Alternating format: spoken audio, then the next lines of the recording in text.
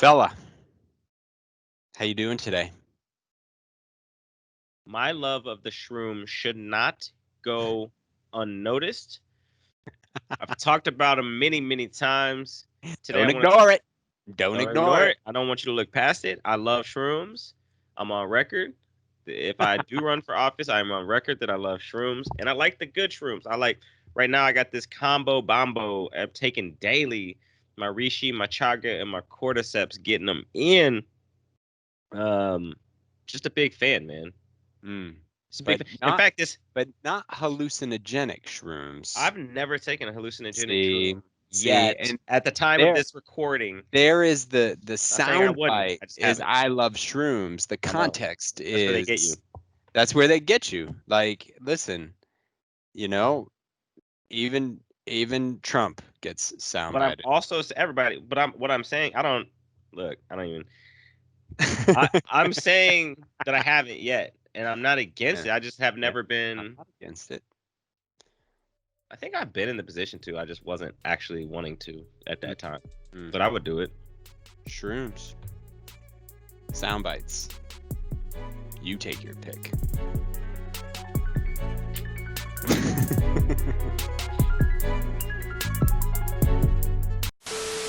All right, we're going to take a little break here. I want to tell you about something pretty amazing that we stumbled upon. A little ways back, we interviewed this amazing dude, Kwame Bowen, and he shared with me after the episode that his mother is a poet. And what's awesome about that is that he has all of her writings and all her poems, but what he doesn't have is her reading them. That inspired Keith and I to then start recording videos for our daughters. And as we started recording those videos, we started running into the challenges of where are we going to send them to our daughters? How are we going to get them to them? Where are we going to save them? Is it going to be Google Drive? Is it going to be OneDrive? And then along came GiftPod. It's an audio memory that you can record and give as a private podcast.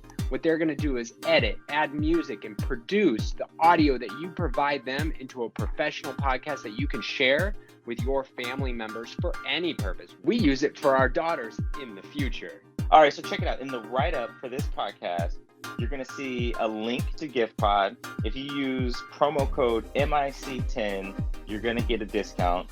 And leave some amazing memories for your friends, family, loved ones, maybe for yourself. Why don't you time capsule this for yourself? I don't know. So check them out. giveagiftpod.com. MIC10 promo.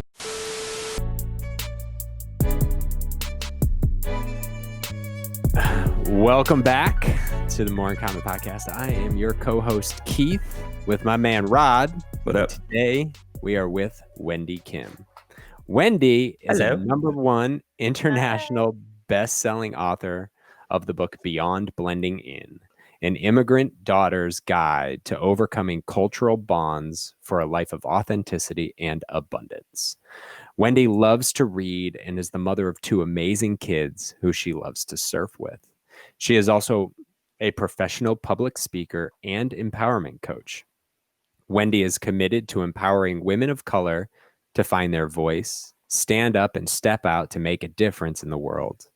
Wendy is also committed to diversity and inclusion in the workplace and in leadership.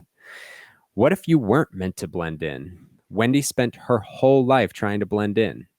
Being biracial and living in a predominantly white community, she tried hard to be white and to blend in, even though that wasn't possible. And later on, she moved to a primarily Asian community and didn't fit in there either. This pattern continued into college and the corporate world until she finally broke through to live her best life. It is Wendy's deepest desire that you will find the inspiration and tools to go beyond and live the most authentic and abundant version of yourself. Welcome to the show, Wendy. Thank you. So excited to be here. We're excited to have you. So I want to jump right into the deep end of this conversation. Let's do it. And in your bio, so you mentioned you tried hard to be white. This is something we've talked a lot about in past conversations. So growing up in an environment where you struggled to understand your own identity, what did being white mean or look like to you at that time? Yeah, so I am biracial. So my dad is German, my mother is Korean, and actually my dad was a single dad and raised me until I was 11. So I didn't have a lot of exposure to the Korean culture. I knew about kimchi from a I love young me some kimchi. Yeah, love it. Get those probiotics, and they taste good. Yeah, but the thing is, I thought kimchi was so bad. Like it was stinky. It was, and now Fermented it's like the foods most take a little special, fermented. Yeah, and now kimchi's all the rage, right? But back then Yeah. it was like, oh my god, that stinks. That's weird. So Korean. Did you like sauerkraut from the German side? Did you like sauerkraut? I did, and Yeah. I would say kimchi is the Korean version of sauerkraut. Yes, With a little more heat. Exactly, and Yeah. I think it tastes way better than sauerkraut. Although I do love a good brat with some sauerkraut on occasion. Yeah. So it was rejecting my cult. It was rejecting anything Asian. Telling my white friends, oh, that's weird. Koreans are so weird. Look at Asians portrayed in media. They're weird. And really trying to distance myself as much from that as possible. And not learning about the Korean culture, not wanting to embrace any aspect of it to show, oh, I'm not like one of them. I'm really more like you. I'm more white. Even in college, my friends would say, oh, you're so white. And now I wouldn't consider that to be a compliment. However, back in the day, I did. Microaggression. Yes, exactly. They saw it as like a compliment. Oh, you're like one of us, and I did at the time too, because I had rejected my culture so much in order to have white proximity, if you will. So it's such a fascinating concept. So if I'm just hearing it for you, especially early, it was rejecting your Korean heritage. Did everybody else reject the Korean heritage? Like, was it really rejecting though? Because if you weren't around it, like, were you rejecting it, or you just didn't know it, or was it both? I would say it was both. Like, it was interesting because when I moved to Hawaii when I was 11, again, predominantly Asian culture, I didn't feel accepted by the community because they saw me as really whitewashed, which I was. And because I wasn't accepted in a lot of ways, I ended up taking on that identity of, yeah, I'm white. I speak more intelligently. Like, I speak better. There's no accent. Yes, I know more. And so in a way, like, I took it on as an identity of, oh, I'm better than you. And again, so even as I learned more about the Asian culture being in Hawaii, I didn't want to eat with chopsticks. I didn't want to learn the Korean language because it would show I was more white, therefore I was more American. So interesting. Just an interesting side note on the intelligent sounding thing. Isn't it funny that we've ascribed intelligent sounding to whiteness? Yes.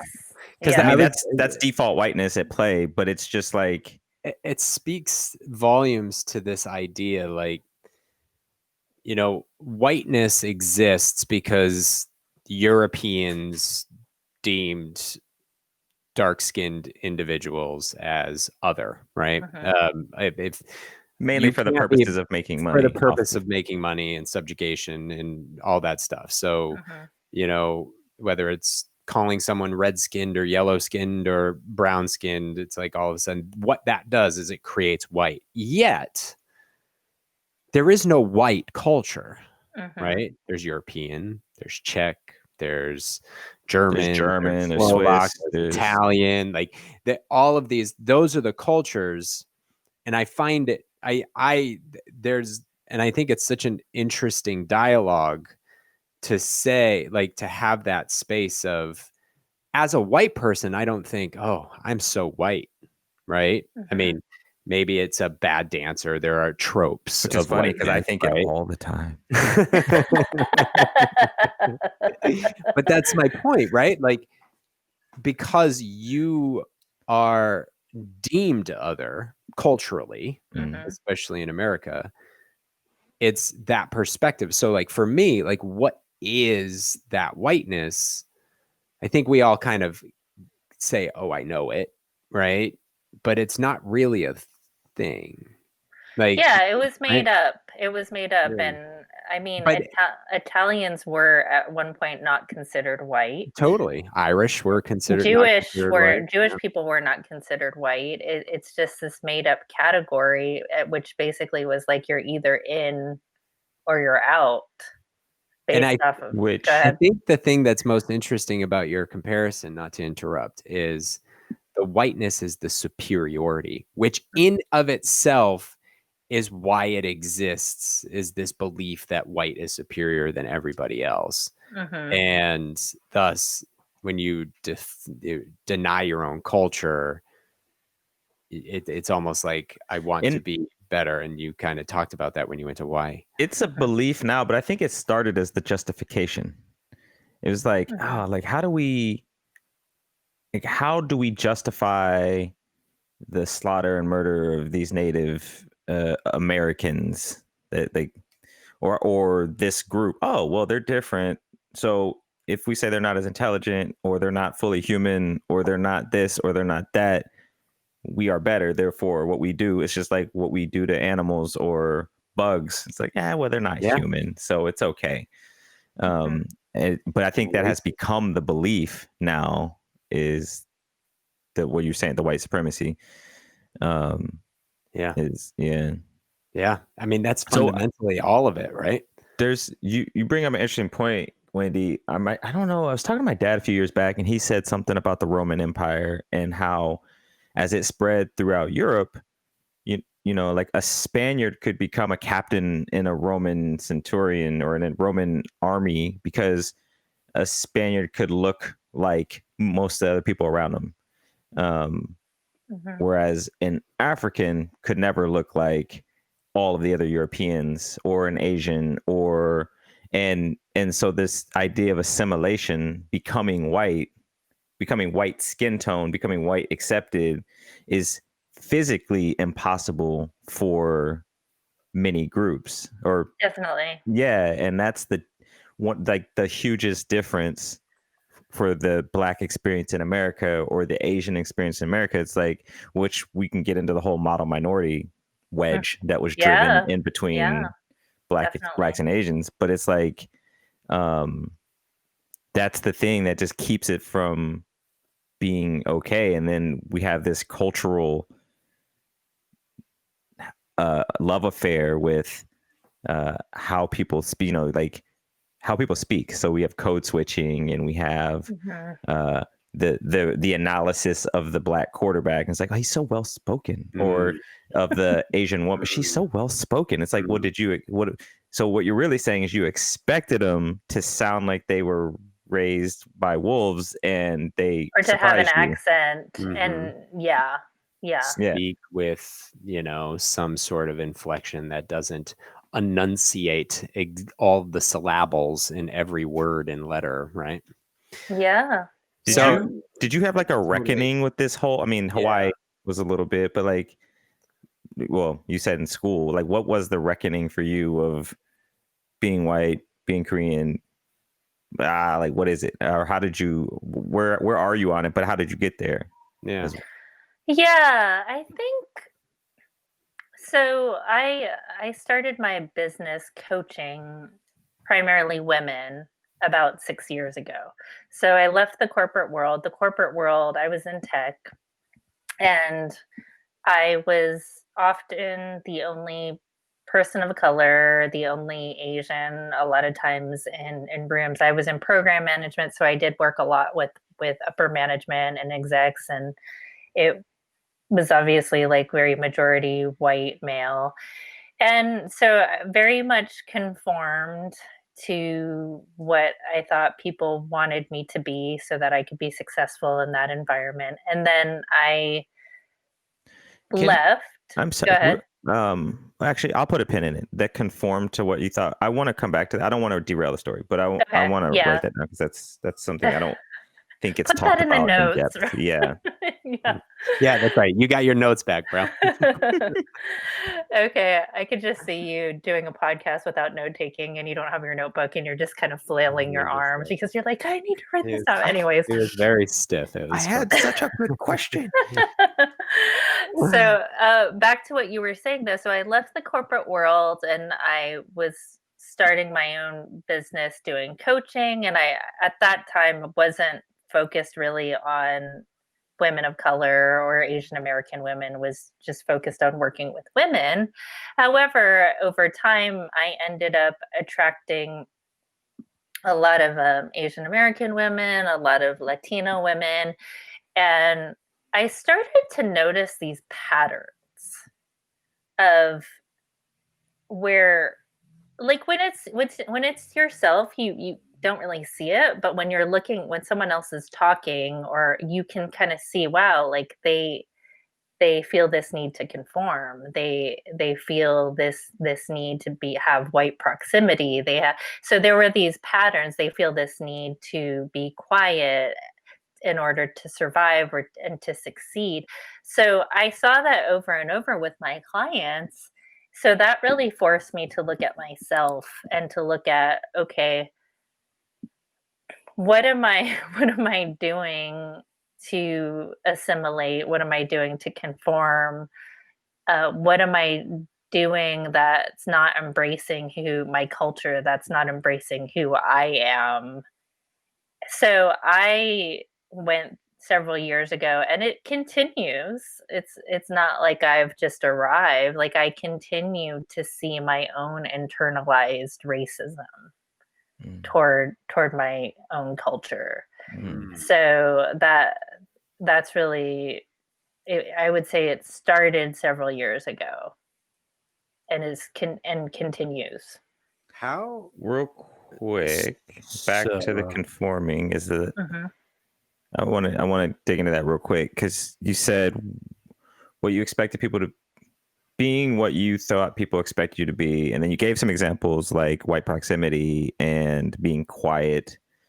What else have you seen, or what have you seen in your clients or in yourself that fits into that realm? Like, you said that, and like a whole bunch of just like alarm bells went off in my head. I'm like, oh, I know this very well. Yeah. So say like I was in a meeting, and being the only woman, being the only person of color, with being the only non-technical person, typically as a PM, with all of these white male engineers, I think it was expected that I would not speak up very much. It was expected that I would not challenge the people in the room. It was expected that I would take on more of a subservient role, to be perfectly blunt, in terms of coordinating. And I took it. I took it because I wanted to get ahead in my career. And I felt like if I would try and challenge things at times and would receive pushback. Yeah, I was getting ready. I was. That's what I was going to ask. How did it present? Yeah. I mean, there were things like, oh, like I remember when I got promoted from to like a senior manager position, and there were there were people who were saying, "Oh yeah, she's sleeping with the senior VP," which was that old trope. yeah, that That's a old good trope, one. right? Like, oh, Oh, that's how she got she's a ahead. woman, got promoted. Yeah, Yeah, like sleeping I her didn't way get up. promoted. I'm this white male technical person. She got promoted to senior manager of the PM group. It must be. It's not because she's smart or talented or worked hard. It's because she slept with the SVP. Like that was the Yeah. default that some people came up with. And yeah, so I was under scrutiny a lot. And any success that I received, it was, again, oftentimes not because, oh, she just is a great PM or she just really worked hard. It was because of other factors. I think this is one of those good moments to like zoom in and be like, "Hi, white listeners. I want to talk to you. Thinking the same thing. I want to talk to you about white privilege." No, I was thinking the same thing. When can you I, get can hired I take for the a mic role, on that? Can I take the yeah, mic? go. You go, and then I'll support. No, because I think it's important because this question will often come up, right? Well, how do you know it's racist? Oh, How do you my know least you're favorite doing question, this, right? And and I certainly, like, I know there are times where Rodney will struggle. Like, I don't know, but I know. And then there are all the other times which I'm, that you experience in the course of a day, those moments, those just, there are a lot of moments in a day. There are a lot of minutes, there are a lot of hours that I never experience with you. And my moments, minutes, and hours are very much focused on me. So if I'm in that same situation, maybe I'm introverted. The expectation, though, is that I speak up, right? Like, you're in here, your expectation is like, you contribute. Because if I don't contribute, then what value am I providing? However, on the other side, which is mind-boggling to me. Like, I've sat in meetings with people, mainly white men, that have that ingrained in who they are. And I'm just sitting back, like, taking it in, trying to understand the meeting, trying to figure out what's going on. And like, everybody feels like they have to talk. And I'm like, but you didn't say anything. Like, why are you? Right. That's worse, isn't it? Yeah. And that in of itself. So yes, as an experience, I have my own internal struggles, and there are certain things, and we all do. Yeah. But then you have to add on to it the expectations of color, like male or female, because that adds a dimension of, oh, no, Rodney's got to be careful how he says what he says. Yeah. I could get up and get really fired up and like, just, guys, this is ridiculous. And I've done that. If Rodney does that, now he's the angry black guy. And it's a real thing. Yeah. Like, it's a real bias that people have. So he's got to have that layer onto it. And then you add the layer of being a woman, that adds another dimensional layer. Oh, she's being emotional. Oh, she's being emotional. Or why are you speaking up? I mean, we talked about this with Dr. Dina. Like, you're here because you're smart, but don't step on. We're all here. We don't need you in this space. And it's a real thing, moment by moment. Sometimes it might not be real, but it's painted by that experience of all those real moments that are real. And I speak to the audience on this who still might struggle to think, well, how do you know? It's like, because I'll never forget the woman who recorded her walk to work in New York City. It's a 15-minute walk in New York City, and she got catcalled 125 times. 125 times in a 15-minute walk. Now, I come along and I say, oh, what, you can walk in front of me or something. Every one of those 125 catcalls that were overt, outward, obnoxious invasion of your space and privacy are now going to paint whatever experience you have with me. So my intent may not be there. And we may be in that space in a very safe way, but all that other stuff paints the experience. And that's the stuff that weighs so heavily that as a white male, I don't experience. I don't have. And I think if we think about it in a very real way of human existence, like people need to stop asking, well, how do you know it's true? Well, it's true because it's true. And how do you know it's not true? Because that's always the question. Like if one of my guests recently, she was talking about if like a white male were to apply for an apartment, like he didn't get the apartment, he might go, oh, okay, well maybe I didn't make enough money, maybe my credit score wasn't good. Totally. But if you're like a Black woman, you're going to ask the question, okay, but was it because I'm Black? Was it because I'm a woman? And the fact that a white male knows it's not because of the color of his skin. 100%. It's that psychological burden. It's a psychological burden, whether it's true or not true. It's painted by lived experience because it is still true in many circumstances. And to have to ask yourself that question. Yes. Is the nature of this whole thing. I think the most simple definition I've heard of privilege is something that you don't have to think about.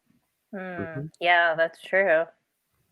One of my friends, she's gay, married, 2 kids, and said one time, if you've never had to question your rights and whether being you is legally acceptable or not, then you have privilege.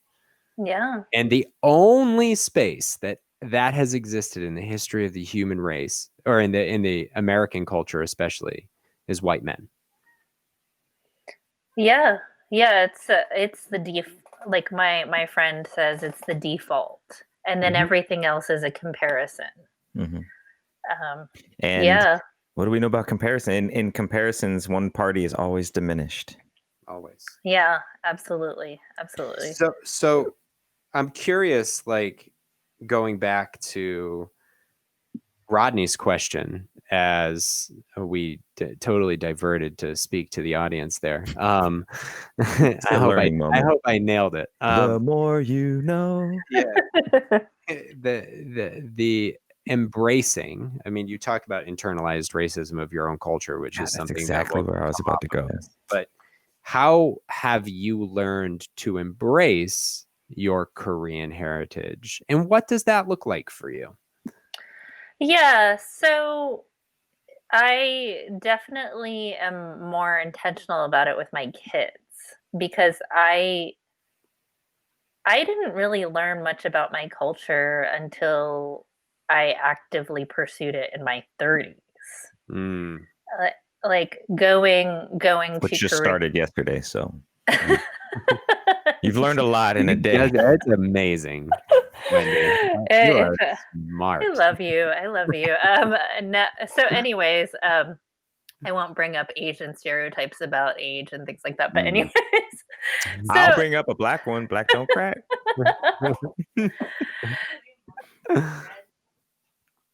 Sorry. Yeah. So for me, it's been like I'm really passionate about food. If you've known me for a bit, you'll learn that I have like an extreme passion for food. And one of the ways that I like to learn more about cultures is by going to different restaurants. And I feel like you like it's funny. I love foods from most cultures, and so I'll, like, for instance, if I'm talking to someone from, I don't know, Iran, I will talk about my love for Persian food. And it's like this automatic connection. It's like, what, you know my food, like, and you love it, and there's just like this automatic connection. And so for me, even like, I didn't grow up with celebrating traditional Korean holidays. So like the Chuseok, which is the Korean Thanksgiving, There's like moon festivals, New Year's foods. So I literally will go onto YouTube. And for instance, on New Year's, we made mandu, which are dumplings, Korean dumplings. I had never made those in my life. And so I go to YouTube, and my kids and I we made these dumplings together, and it was really amazing. And so it's simple things like that, just learning about, like, reading books. There's so many books, children's books, that teach about different cultures, and we read that too. So even though I'm teaching my kids, really I'm learning it myself. Even things like reading Korean authors. That's something that Min Jin Lee, one of my favorite books, is Pachinko, and it talks about Korean immigrants to Japan, which is interesting because I actually did live in Japan for 5 years, even though I'm not Japanese. So those are some ways that I've actually, like, even going to cultural festivals. Those were things I did not grow up doing because my mom wanted me to be American. I was kind of wondering about the darker side of this journey. Have you had to work through any resent not knowing that until your 30s? And you mentioned the internal racist, so that's kind of a separate question. But like, have you what has that been, getting to a point where you can jump on YouTube and learn about these things that are important to your culture? Has there been guilt, shame, resent, anything? Yeah, definitely guilt. There's definitely been guilt and shame around that. Why did I take on the white side of who I am? Why did I embrace that and reject the Korean side? Well, you were saying your mom wanted you to embrace your American side, which I've noticed in some of my a lot of my second generation friends of different ethnicities in this country. Like, it's like their parents are like, no, you need to assimilate as much as possible, especially if you don't look like you can assimilate. Like, you better speak real good English. Yeah. Right. Absolutely. I sound intelligent. Right? Yeah, you like, even having what do they call it? Like a colonized name. So instead of having like I would see other Asians who had, like, a Korean name or a Chinese name, and I would think, oh, thank God I have an American name, because I would see how they would get ridiculed. Like, people wouldn't be able to pronounce their name, wouldn't even try to pronounce their name, would just give them, I'm just going to call you Jen or Anne or whatever. And it's like, I'm not going to, oh gosh, it's so inconvenient that I have to try and actually pronounce your name. I'm just going to give you a name. You want to talk about privilege? Like, I'm just going to say your name. Yeah, I'm going to call you Bill the rest of this episode. All right, Keith, Bill. Like, Nuv did an amazing TikTok. This Nuv the poet, he's this amazing dude, and he just did a TikTok on exactly that. And he's like, what's your name, man? Navir? And he's like, Navir. And he's like, oh, Naver. He's like, no, Navir. He's like, I just can't say it. He's like, what's that philosopher's name with the Z in it? He's like, oh, Nietzsche. He's like, oh, you can say that, but you can't say Navir. It's like, oh, yeah. It's so fascinating.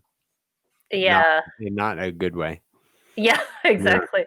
Yeah, so there has been guilt, but then also showing myself grace and seeing, okay, I was trying to survive. I was trying to be accepted.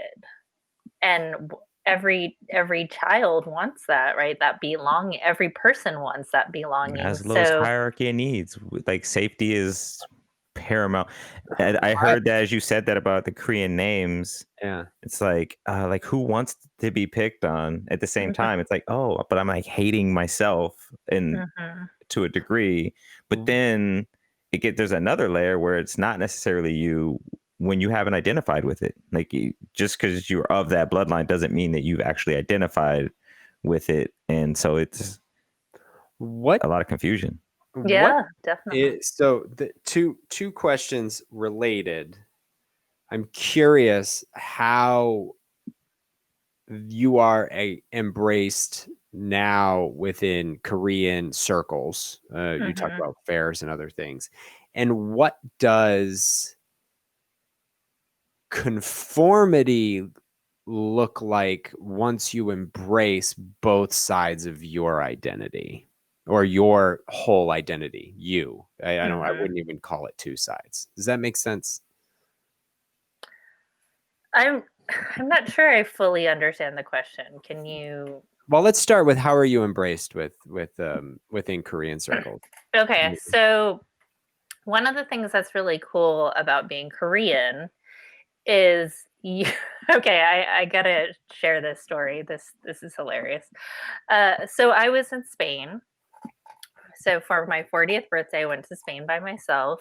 God love my husband. He stayed with the kids. I went and I was in southern Spain, and I wanted to go to Alhambra. And I thought I had done the right thing, and I got tickets in advance to see Alhambra. However, it turns out that the tickets that I had gotten were just to see the outside gardens of Alhambra. So I was devastated to find this out, and I'm scouring around trying to see if I could get a ticket last minute, and they're like, no, you've got to book 6 months in advance. The only way you could possibly get a ticket would be to go early in the morning and wait in line, and they give out like a small amount of tickets. So I'm like, okay, I get to, it opens at 8, I get there at 4 a.m. There's already a long line, and I end up not being able to get a ticket. So everyone's who was waiting for hours in the dark is not happy, but we all go off, and I just had this thing in me where I'm like, I've got to see Alhambra. I mean, how often will I come here? How often will I have this opportunity? So I'm just kind of wandering around, and I see this Korean woman with like a tour guide flag. So you could be anywhere in the world, and if you are Korean and you talk to a Korean, they will be like, oh my gosh, you're Korean. There's such a strong nationalism in Korea because Korea was colonized so often by Japan, by China. They're considered like the kickball of Asia. And so there's such a strong nationalism in Korea. So I go up to this woman, and I don't even speak Korean. So I go up to her and I just ask her, are you Korean? And she goes, yeah, I do tours for Korean people here. And I go, I'm Korean. And she's so excited. And I just ask her, hey, do you have any extra tickets? And she goes, well, yeah, maybe. And then she goes, well, the tour is going to be in Korean though, and you don't speak Korean. Is that okay? And I'm like, yes, that's fine. Just let me in. So so that's one of the things I do just love about my culture, and that I've come to really embrace is like we have that connection, and it's actually in Korean. There's a word called chon, and it's unity, it's oneness. So did that answer your question? So basically what I'm hearing is, and I'm going to stretch a little bit, when you were younger, you wouldn't have gone up to her and said, I'm Korean too. Therefore, not in your, if you were in that circle, you would have been held apart. Whereas just by merely embracing your heritage, whether you speak Korean or eat Korean food, is all irrelevant. It's just simply accepting it, and it's noticed. Like it's in your behavior and how you act and all of that stuff. So as a result of the culture itself, you're welcome because you're welcoming them too. Very true. Like in college, there were Korean groups. There was like a Korean student association. I never would want to be a part of something like that. I would never want to be associated as like, oh, you're one of those people, and I see it. Like I see people who are minorities, for instance, who are, and I don't mean to get super political, but they're super pro-Trump. You can get political here. Okay. We talk about stuff. We talk about all of it. Yeah, so they're super pro-Trump. And I'm like, what? How can you be a minority and be so pro-Trump given everything he said against minorities? However, I get it, because when you have that internalized racism, you don't realize it, and you want to remove yourself from being spotlighted and being scrutinized and being highlighted as you're one of those minorities, like you're not really cool with us. And don't so what if you were to percentage it out for Koreans and right that's the question. Right-leaning politics, conservative thinking, which are two different things, but tend to go together or can go together. How, like, what would you say is there is it 50-50, 60-40, or like if you just from what you from people that you know? It's hard for me to give a percentage, because the people who I tend to hang out with obviously are on the left and are progressive and liberal. However, I'm part of for instance, a few Facebook groups for Asian Americans, and when after George Floyd died, it was interesting because I was in this one Facebook group, and there was a post about Asian businesses that had been affected by looting. And there were some people on there who were very just anti-Black, and they were like, yeah, like, I'm not going to support this movement. It's destroying Asian businesses. But then you also had a lot of people, including myself, jumping in and going, no, you're not getting this. Like this is like you're essentially indoctrinated into this system of white patriarchy, and you're defending it. But really you're actually suffering as a result of this too. So it's really nuanced. It's very nuanced. Well, I mean, that happens in Black culture too. What about on the model minority scale? Where do Koreans fit in the U.S. picture? Is it just a lump like Asians, or is it Chinese, Japanese, Indians tend to fall into the model minority category? Like, how do Koreans see themselves? Yeah, it's so interesting, because even when you say Asian, it's so broad, because super broad. It's like saying you've got Koreans, you've got East Asians, you've got Indians, you've got Hmong, you have Russia. Vietnamese, you have you have, and so it's really hard to just say, but Koreans tend to have more privilege than I would say like Filipinos, Vietnamese, Laos. Koreans, so East Asians, so we're talking Chinese, Korean, Japanese, tend to have a lot more privilege. Like if I have a friend As in treated more white?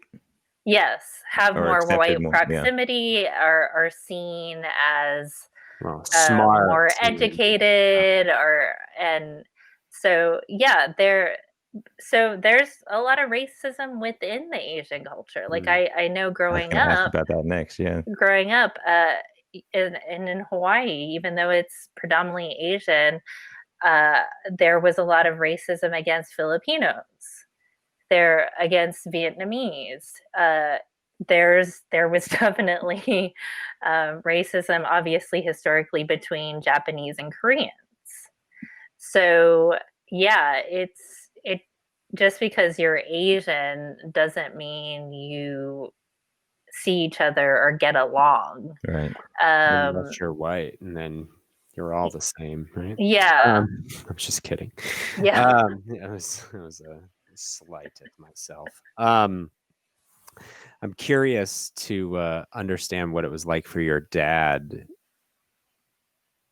raising you as a single dad until you were 11, and what that experience was like, having to manage that without really understanding it. Yeah, so I grew up in Pittsburgh, and I grew up in a blue collar area. And so it was mainly white. However, there were some African Americans, very, very few Asians. I mean, it was like seeing a unicorn if I saw an Asian.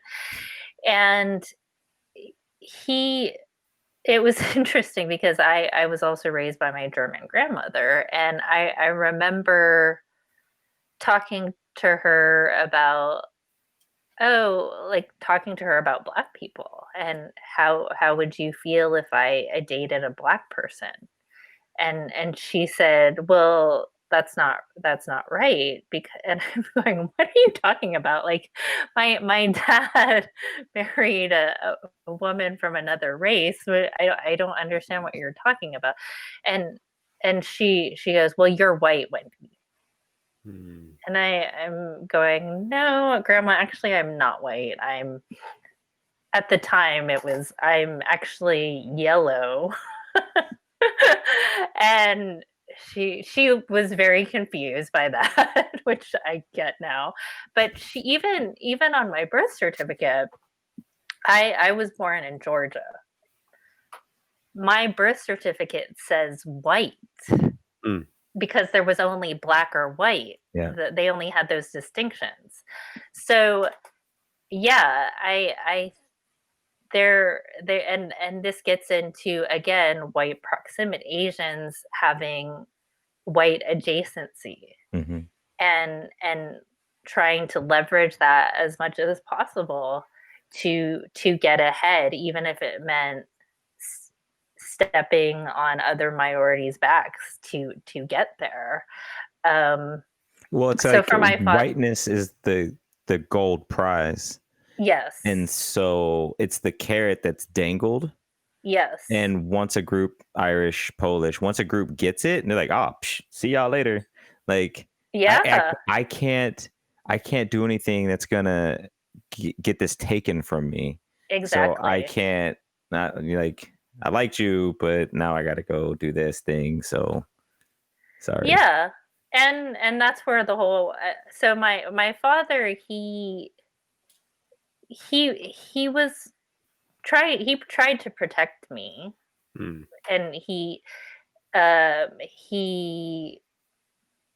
did, but he didn't know much about my Korean culture, right? So it's not like he could teach me much about that. But I know growing up, it was that I remember getting a lot of looks at, like, okay, here's my white dad, and here's me, like, this is weird. And he definitely tried to protect me from that, and just tried to ignore it. But yeah, he did what he could given the circumstances. Let me ask you, as a dad of 2 mixed race daughters, I think about this a lot. If you could give him, your father, or either your parents, any advice, looking back, what you know now, and look, time travel's weird. Like, you change one thing, you change everything. I get it. But like, if you could give them any advice as to what you think might have been helpful to somebody who's raising 2 young, 3-year-old and a 1-year-old, who are going to struggle with the same thing. I look white, but I identify more with being black, or I look brown and I identify with both or none. And like, what's your advice? I think it would be, and like, I see myself kind of as a bridge in a way now, like, I understand a lot of things about the German culture, white culture, having grown up in Pittsburgh, and I understand a lot of things about the Asian culture, so I embrace it. Like, I embrace both cultures. I don't see any as better. I try and teach my kids both. I want them to embrace who they are and not try and conform to one or the other. Because I think if you're biracial, you can fall into this binary. You feel like you have to Like, you have to have a choice. Yeah, I have to choose one. But you really, when you're literally both, or Yeah. and we're not necessarily just 2 things or one thing. You're all the things at once, so you don't have to Yeah. make a choice. Yeah, Exactly. Like, you can love both sides of you. You can, and you don't have to try and be more Asian or try and be more white or try and be more black. You are who you are, and you're really blessed that you can actually have the best of both worlds. Like, I look at someone like Kamala Harris, right? I love what I'm sure she's had to do her own identity work, but I see her as a strong Black woman, but also as a strong Asian American woman. I saw her making doses with Mindy Kaling, but also, like, talking about, like, her days. I think she was part of AKA, I believe, but yeah, She was. she gets to be who she is, and she gets to, like, it, and that's the thing she that's used to so be a beautiful. bridge, like you said. Like, Yeah, and Yeah. she can speak to the Asian community, she can speak to the Black community, she can actually bring them together. And I think that's really beautiful. So I think it's really, it can be challenging, because you do want to fall into that acceptance and you don't want to be other, but it's also like a gift to be able to come be biracial. There's this weird thing. One sec, Keith. Sorry. I appreciate that. Thank you. That's some good stuff. And sorry, just one clarification. Chun? Is it like Chon? CHON or Yes. CHU with like an umlaut kind of? Oh, yeah. And it means unity? Like a oneness. Yeah, there's not like a direct translation.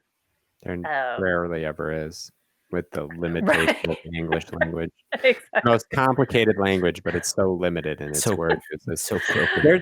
There's this interesting thing as I was listening, and it's just something that kind of came to my mind. This burden of cultural judgment. All these things exist because of othering, like cultural othering.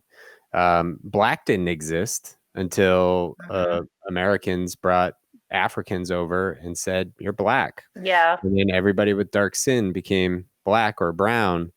And it creates this dichotomy. I mean, like you said, Japanese and Korean, like, there's that racism that happens because of, nationality and nationalism and, conformity, and this idea that my life, and it's a projection of our individual psychologies, because we do that to protect our own self-worth or our own ego. Yeah. And it's this just shitty thing that we do to one another that creates it even more individual psychological struggle for those who are in the judged culture, because now you have that thing hanging over your head along with the human experience, which is already complicated enough. That's exactly what I was just thinking. Yep. Like, it's already hard enough. Let's just jack stuff on. Can I ask you a question? Yeah. Where was mom? So mom was in Hawaii. Okay. And so my parents made the decision that I would go with my father because my mom didn't speak English very well. She also didn't have a college education. She has her GED now, but she didn't at the time. So her financial opportunities were very limited, let's say that. She went to Hawaii because she had my aunts were living in Hawaii.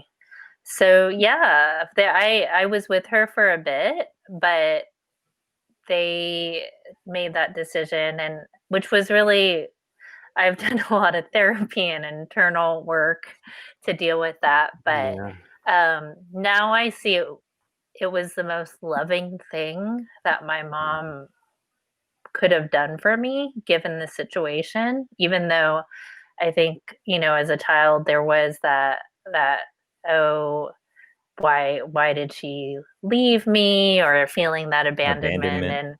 And so now, I mean, we have a beautiful relationship now. We've talked about a lot of those things, so that's been really healthy.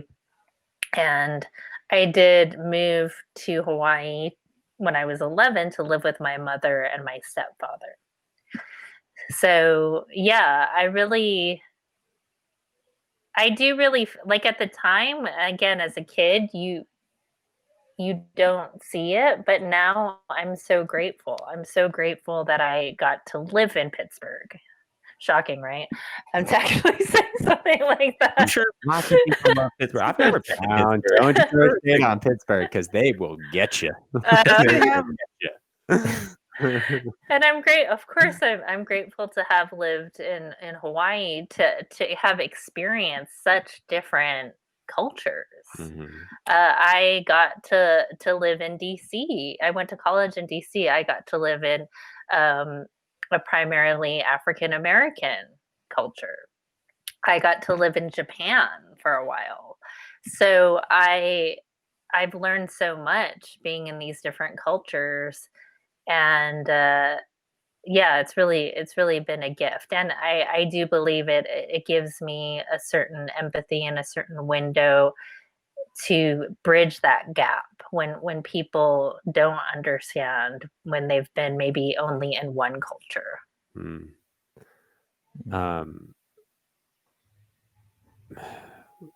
So I have a completely different question, unless you want to keep going. Well, I was going to bring it back to a question I asked earlier, and it might probably be quick. So I just want to close the loop on it. So I had asked about this idea of what conformity does look like. So you rejected your Korean culture. And so this is what I was trying to say. You rejected your Korean culture and thus conformed to the white culture that you saw as necessary to do the things that you did. So once you've embraced your Korean culture, what has that looked like in a professional setting? Yeah. So now I get to work with a lot of women like myself. Not necessarily Korean, although I do work with some Korean American women, but definitely a lot of Asian American women, and also Latin ex women, who come from an immigrant background. And there's certain things that are very common. And again, the great thing is we tend to be great listeners, which is wonderful in a lot of ways. But we tend not to feel like we have something to contribute. So maybe verbally, like, whereas maybe you talked about white men who like they'll just maybe spout off just to say something because they want to take up space. Women, the women I work with tend not to want to take up space. Whether that's physically, like we've had, we've had a few conversations about that, or verbally. So I work with them. Which on the physical thing, I'm sorry, I've seen that in meetings where like a female colleague will be maybe hunched or like in a protective kind of stance, like through the meeting, or even more hunched. I've seen that. Yeah, and a lot of that is cultural, and a lot of that is societal. But so we work on asking for what you want.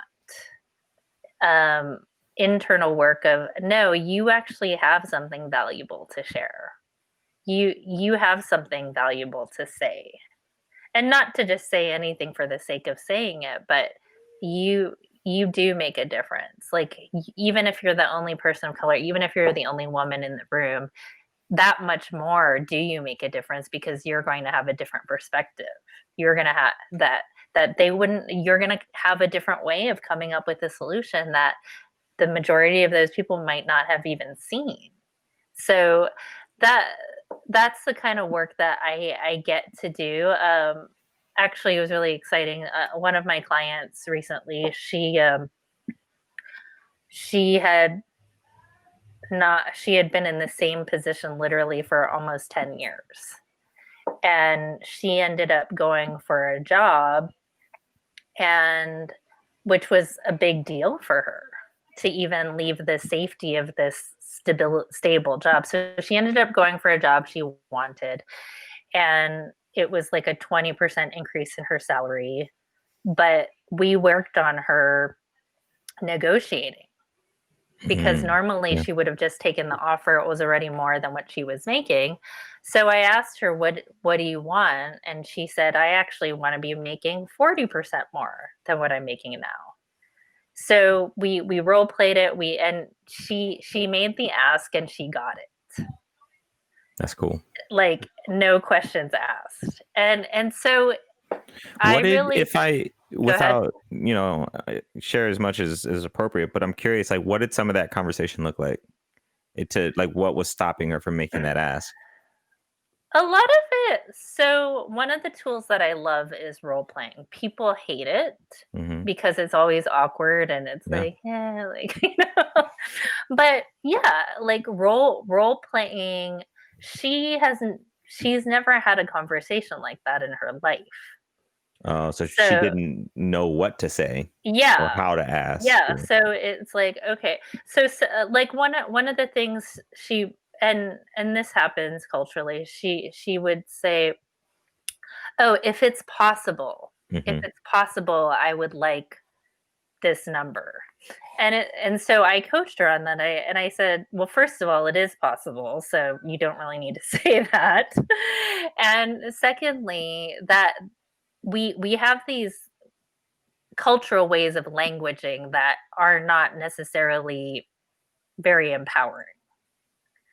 Or like, maybe, or even the way you say it. Like, so she might say, oh, well, could I have this amount? And say it in a kind of a timid way. So I had her repeat it. Instead of, would it be possible, I'm requesting this number. Just firm, and just, I'm requesting this. So giving her, oh, okay, I can use that language. I can say I'm requesting. And it's like if it has to be authentic to the person too, right? Like if I were to say I must have, or like that wouldn't be authentic to her, right? Yeah. Like, so we work with that, and so she practiced that. I'm requesting, and so she felt confident to have that conversation. And a lot of these conversations, if you're not confident, then it's gonna come across. So that's does that answer your It question? does. Yeah, I feel like this is kind of another part of the conforming conversation. I've struggled to ask for raises or promotions or anything that could be a potential inconvenience or could be a thing that would just shine a light on me. It was like, positive or negative. It's like, hey, you know what? I have a job. I'm happy. Like, I'm the only black dude in like 17 teams. Like, I don't want a reason for them to be like, we don't have any. So like, so I'm like, you know what? If you could do the raise, that would be cool. But like, don't fire me because I asked. It's kind of what's going on in my head. Definitely. And whereas Keith, I would presume you would just be like, yo, I want to raise. I want no, I mean, well, it's interesting. It goes back to the PSA that we did before, right? It's that added context. I struggle, like when I'm first getting a job, to ask that question, right? Because like I don't want you to take the job away from me. I really want and that was I've got all of these things. Yeah. And so I've struggled it. I haven't struggled to ask for raises or promotions once I'm in the job. You're in it. Once I've established myself as a credible person. But the asking at higher is hard. Now, I also only have to worry about me. Like, is it a confidence issue? Is it like a belief issue? Is it whatever? I don't have to worry about what you just said, Rodney. Like, I'm never thinking, man, I'm a white guy. They might turn me down if I ask for a raise, right? Like, so it's just that added dimension of thought based on historical context that there's like extra nuance to deal with, right? That makes answering that question more complicated. So I can go through the confidence. I'm going to get the confidence and I'm going to go through it and I'm going to ask this question and they're going to say no and I'm going to accept the offer as it is. I'll be good. I don't have to like, that's just so many other variables that make it more difficult to make that step. And I mean, that is the very fundamental component of what we were trying to say before. Yeah. And I think that's, I mean, what you just highlighted, I think is maybe why it gets, especially for somebody who doesn't want to think about it, like, oh, I don't have privilege. Like, there's so many nuances because yes, everybody has their own confidence issues. And like, I might say to Bill, like, hey, I really struggle with this. And I think it has a lot to do with being black. And he's like, I struggle with asking for raises. And I was like, right. So but like, right. It's not that you don't struggle with it. It's just that like, I have extra layers of why I struggle. Yeah. Well, and even coming from my background, or someone with a similar background, it would be like, well, what if they take the job offer back? Like, what are my parents gonna think? Like, they've sacrificed so much for me to get an education and to even be in this country. Like, I should just be grateful because I don't want to put myself at risk. If I put myself at risk, I could lose it all, and that would literally disgrace the entire family. There is Rodney, you might have more comments because we're pretty hard on time. We got 3 minutes and one more question. Rodney and I had this discussion the other day about allyship. And to me, right now, I'm really trying to fundamentally understand what that looks like for me. Why does Rodney go, you are what I want an ally to be? And like what I've come to is treating everybody as if they were you, like not like treating everybody equally is one thing.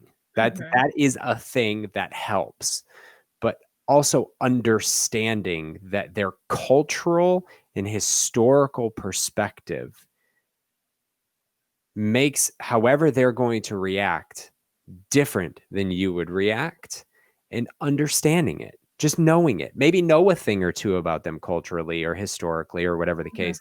Just know that's going to paint the picture and not go, well, that's not what I deal with. So that's not what you deal with. And you need to get over it. Right. Yeah. And that's where I think allyship is overcomplicating. We're forgetting that just learn, just understand that it's just different, and be okay that just because it's different for you, it doesn't make me a bad person. Yeah. Yeah. But, sorry. So it's something that I've been thinking a lot about for the last 24 hours. So I saw an opportunity to go on a high horse for a second. Sounds great. We're going to do a segment called The High Horse with Keith Richardson. So, Rodney, I have other questions, but we can do them later. We have other avenues for them, so it's all good.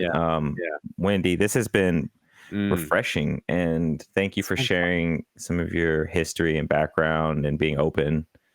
Thank you. And really digging in, because I think some of the nuances here are important for people. So really appreciate that. Yeah, thank you. This has been amazing. We end every episode with the same question. This is now your audience. What do you want to leave them with? Yeah, it always comes down to having a conversation, which is why I love the work that you do. Have conversations with people you wouldn't necessarily normally talk to. I love what you guys say, get curious, and just I always feel like it's not always comfortable, but when you get out of your comfort zone is when you actually learn. So that would be a takeaway I could give you. And listening to podcasts like this, I'll put in a shameless plug for my podcast as well, Beyond Blending In podcast. That's it. Maybe you're intimidated to actually approach someone. You could start with listening to these kinds of conversations, and then actually inviting someone for nowadays a virtual coffee or something like that.